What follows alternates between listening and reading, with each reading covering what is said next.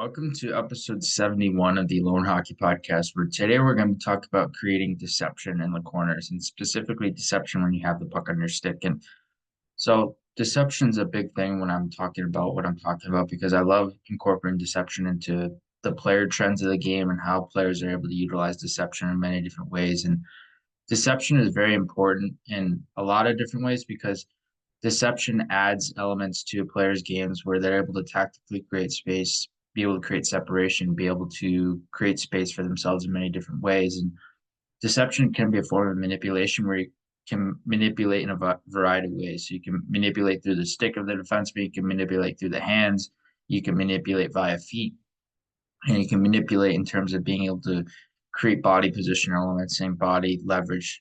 And so there's a lot of different advantages, especially coming out of the corner situation. Now, this is a very tricky situation to get out of corner battles specifically because corner battles and in the corners, it's much harder and there's a lot more gap closure from the defenseman there because gaps are more heavily relied upon and systematically teams are more reliant upon trying to close and kill plays in the corner of the ice and the defensive zone. So when talking about deception in the corners, a lot of it is trying to get off the wall and trying to get off the wall into space as soon as possible. That's a big thing when it comes to creating deception in the corner of the ice and being able to create with purpose and being able to create deception with purpose in those areas. And when you have the puck in your stick as an attacking player, it's really important to be able to have that manipulation factor. So being able to get off the wall, being able to manipulate.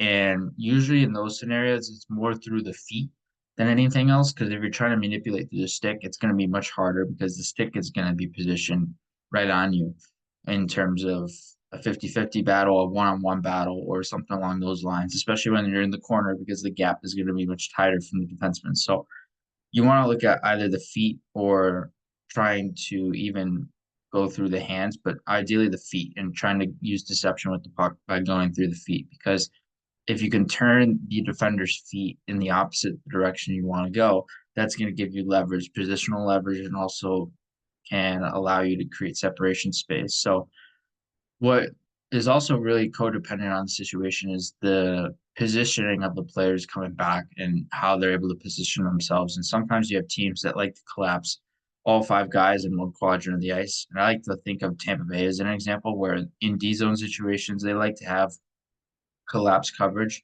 and a five-man swarm that comes in very quickly so they can kill the play as quickly as they can. John Cooper likes to utilize that in D zone situations, especially in corner battles and situations along those lines. So to counteract that, you have to find ways to outweigh the numbers. And again, it's much harder in terms of being able to try to create just for the sake of creating, but using manipulation through the hands and the feet is very important to try and create separation space coming out of the corner battle along with getting off the wall. Those trio things. So getting off the wall, manipulating via the hands, and manipulating via the feet.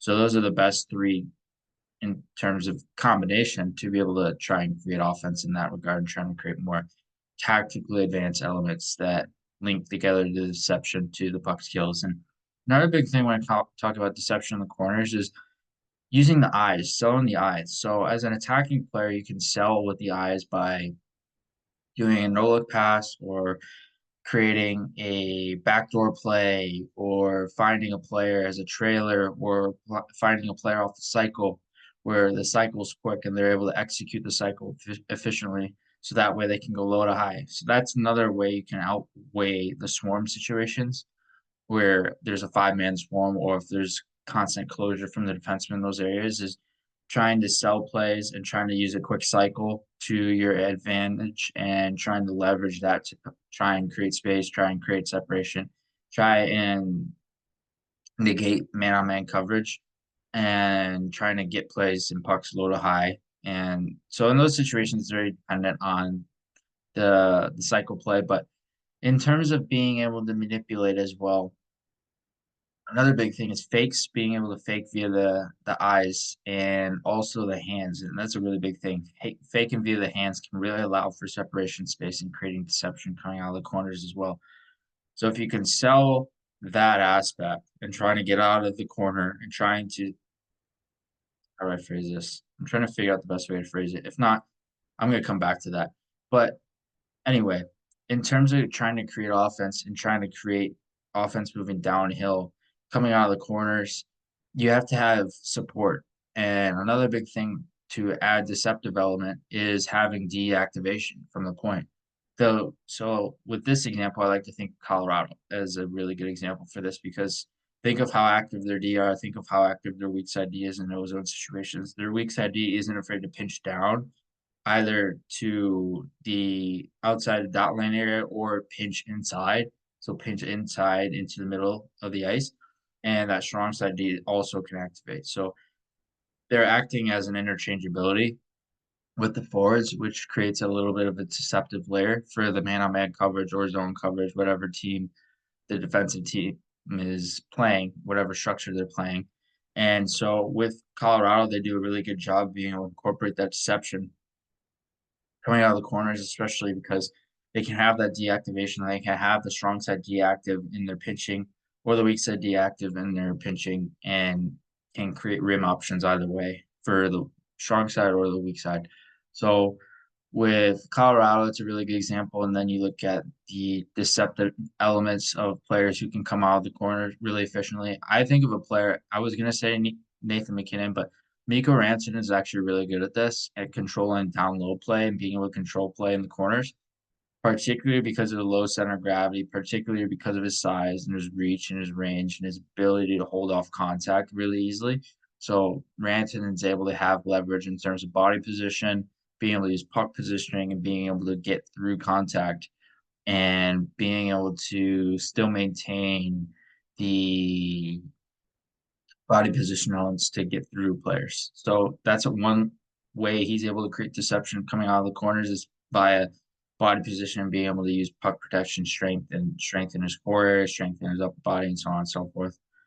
And also, Val Nichushkin's another really good example. Nathan McKinnon is really good, more so on the feet side, and how he's able to use escapability in the corners and how he's able to turn on a dime, pivot with pace, be able to accelerate with pace and use that acceleration gear to turn faster and be able to turn with pace.